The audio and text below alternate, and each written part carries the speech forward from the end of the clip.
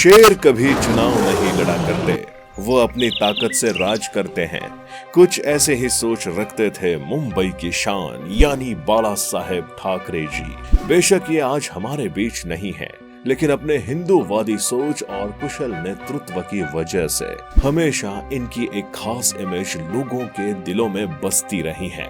अपने पूरे जीवन काल में मुंबई की राजनीति में एक अहम भूमिका निभाने वाले बाला साहब ठाकरे ने कभी भी कोई पॉलिटिकल पोस्ट बेशक नहीं लिया, लेकिन मुंबई में इतनी धौस थी कि बिना इनकी मर्जी के एक पत्ता भी नहीं हिलता था।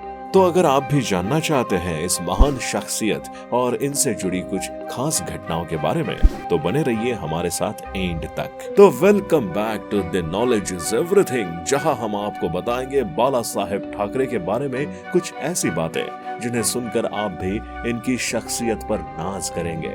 तो चलिए वीडियो को शुरू करते हैं। महाराष्ट्र, जिसकी राजधानी मुंबई है, वहां पर एक समय पर मराठियों को काफी कम समझा जाता था और किसी भी बड़े दफ्तर से लेके हर बड़ी जगह पर या तो गुजरातियों का राज था या फिर बिहारियों का। कुछ जगहों पर साउथ इंडियन भी अपना कब्जा जमा कर बैठे थे। कुल मिलाकर किसी भी बड़ी पोस्ट पर मराठियों को जॉब नहीं दी जा रही थी, और अगर कहीं उन्हें जॉब दी भी जाती थी तो उन्हें बेहद कम सैलरी पर रखा जाता था और उन्हें हमेशा नीचे की पोस्ट ही दी जाती थी, जिसे एक समय पर एक मराठी ने मानने से मना कर दिया और इस दोहरे व्यवहार के खिलाफ जंग छेड़ दी। जी हाँ, ये शख्स कोई और नहीं बाला साहेब ठाकरे थे। इन्होंने विरोध की ऐसी ज्वाला उठाई कि हर एक मराठी का खून खौल उठा और इनके साथ सैकड़ों नहीं लाखों की भीड़ जमा होने लगी। इनके साथ जुड़ती इस भीड़ का एक ही स्लोगन था, लुंगी उठाओ पुंगी बजाओ। मतलब शुरुआत तो हो चुकी थी, अब बारी थी तो सिर्फ तख्त पलट की, क्योंकि महाराष्ट्र में कुछ तो बदलने वाला था। नॉर्मल सा दिखने वाला ये इंसान अब उतना भी नॉर्मल नहीं था कि इसे हल्के में लेने की गलती की जाए। तभी तो अब महाराष्ट्र के सीएम को भी इनसे डर लगने लगा था। बाला साहब ने महाराष्ट्र पर 1-2 साल नहीं बल्कि पूरे 50 सालों तक राज किया, वो भी बिना चुनाव लड़े, बिना कोई राजनीतिक पद संभाले। अब आप इतने से ही अंदाजा लगा सकते हैं कि ये कितनी बड़ी शख्सियत थे और इनके एक इशारे पर पूरा महाराष्ट्र क्या कर सकता था। बड़े से बड़ा पॉलिटिकल लीडर भी इनके रुतबे को मात नहीं दे पाता था और इनसे मिलने इनके घर तक आता था। बाला साहेब ठाकरे का पूरा नाम बाला केशव ठाकरे था। इनका जन्म 23 जनवरी 1926 को पुणे महाराष्ट्र में हुआ था। बात करें अगर इनके परिवार के बारे में, तो इनके पिता का नाम केशव सीताराम ठाकरे और मां का नाम रमाबाई ठाकरे था। अपने पिता की ही तरह ये भी हमेशा मराठियों के सम्मान और उनके हक की बात किया करते थे। इन्हें बचपन से ही कार्टून बनाने का भी काफी शौक था। कुछ समय बाद इनके कार्टून्स टाइम्स ऑफ इंडिया के संडे एडिशन में छपने शुरू हो गए, लेकिन वहां उन्हें एक परेशानी जो सबसे ज्यादा फेस करनी पड़ती थी वो था प्रेशर में काम करना, क्योंकि इनसे हमेशा ऐसे कार्टून बनाने के लिए बोला जाता था जिसमें सरकार का विरोध न दिखता हो। तंग आकर इन्होंने 1960 के आसपास इस मैगजीन को छोड़कर अपने भाई के साथ मिलकर एक कार्टून मैगजीन मार्मिक शुरू किया, जहां ये अपनी भावनाओं को खुलकर प्रदर्शित करते थे और मराठियों को सपोर्ट भी दिखाते थे। यहाँ पर ये दिखाते थे कि कैसे अपने ही राज्य में मराठियों के साथ सौतेले जैसा व्यवहार किया जाता रहा है। कहीं ना कहीं अपने इन कार्टून्स की मदद से बाला साहब ठाकरे मराठियों में एक आक्रोश फैलाना चाहते थे और उन्हें उनका हक पहचानने के लिए जागरूक कर रहे थे। लेकिन फिलहाल जैसा इन्होंने सोचा था वैसा हो नहीं सका और ऐसे ही देखते देखते 6 साल का समय निकल गया। अंत में 19 जून 1966 में बाला साहब ने अपने ही कुछ साथियों के साथ मिलकर एक नए ऑर्गेनाइजेशन की शुरुआत की, जिसका नाम इन्होंने शिव सेना रखा। इस संस्था को स्थापित करते वक्त इनका एक ही उसूल था, छत्रपति शिवाजी महाराज के रास्ते पर चलते हुए मराठियों को उनका अधिकार मिलता रहे। ऐसे में धीरे धीरे करके मराठियों का उन पर विश्वास जमने लगा, क्योंकि उन्हें लगने लगा कि कोई ऐसा मसीहा है जो उनके हक के लिए बात कर रहा है, उनके पक्ष में बात कर रहा है, जिस वजह से इन्हें मराठा समाज का पूरा समर्थन मिलने लगा। आलम यह रहा कि इनकी एक आवाज पर सभी मराठा मरने और मारने तक को उतारू होने लगे थे।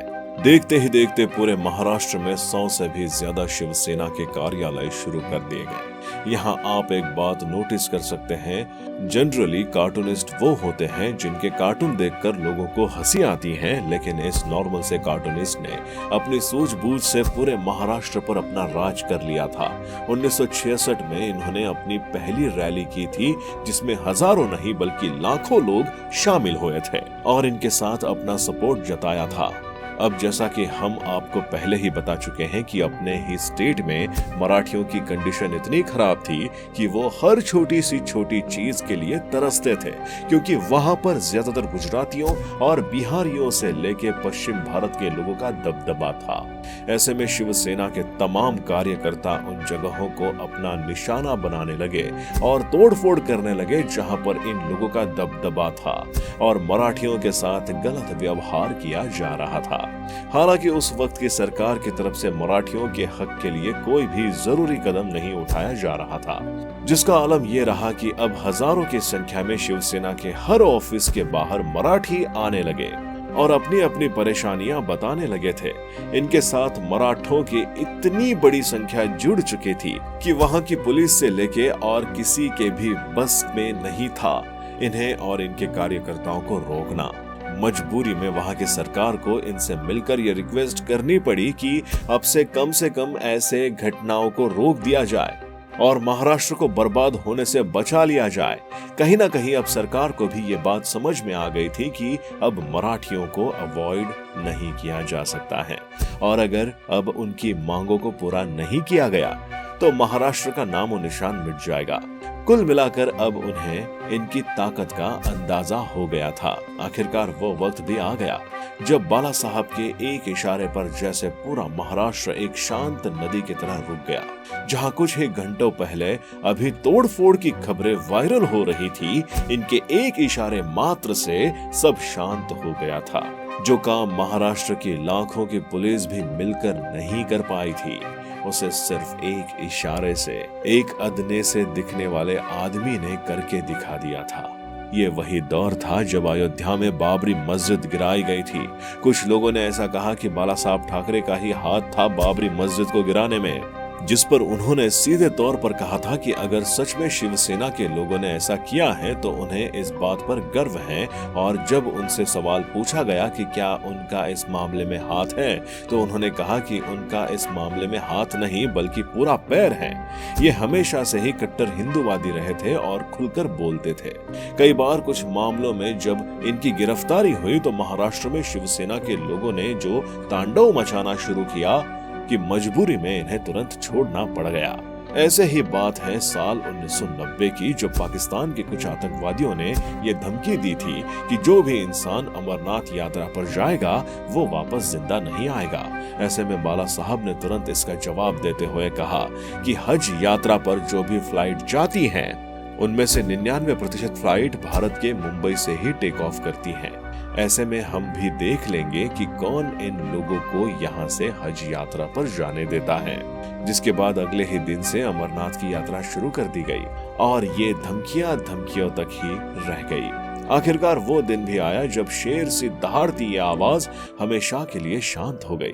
17 नवंबर 2012 को इनकी डेथ हो गई। वैसे आपने मुंबई के बारे में ये बात जरूर सुनी होगी कि मुंबई कभी नहीं थमता है, लेकिन इनके मौत के बाद जैसे मुंबई भी कुछ देर के लिए रुक गया था और शांत हो गया था, क्योंकि उसने उस नायाब हीरे को खो दिया था जो किसी कोहिनूर से कम नहीं था। ये महाराष्ट्र और वहां के लोगों के लिए इनका प्यार ही था कि इनकी आखिरी विदाई में बड़ी बड़ी हस्तियां तो शामिल हुई थी, वहां की आम जनता भी ऐसे उमड़ी थी जैसे कि उनका कोई बहुत अपना चला गया हो। ये बेशक कोई राजनेता नहीं थे, लेकिन इन्हें आखिर विदाई में 21 तोपों की सलामी दी गई थी, जो सिर्फ देश के प्रधानमंत्री या राष्ट्रपति को ही दी जाती हैं। बेशक ये आज हमारे बीच मौजूद नहीं है, लेकिन इनका नाम, इनका रुतबा और इनकी धाक आज भी बरकरार है, जो मराठियों के लिए किसी मसीहा से कम नहीं थे। तो बाला साहब ठाकरे के बारे में हमारी ये डिटेल वीडियो आपको कैसी लगी, हमें कमेंट करके जरूर बताएं। साथ ही अगर आपको वीडियो पसंद आया हो तो इसे लाइक करके हमारे चैनल नॉलेज इज एवरीथिंग को सब्सक्राइब करना ना भूले, साथ ही साइड में बने बेल आइकन को भी प्रेस कर ले, जिससे हर लेटेस्ट वीडियो के बारे में आपको अपडेट मिल सके बाकियों से पहले। तब तक के लिए बाय बाय, मिलते हैं अगली वीडियो में।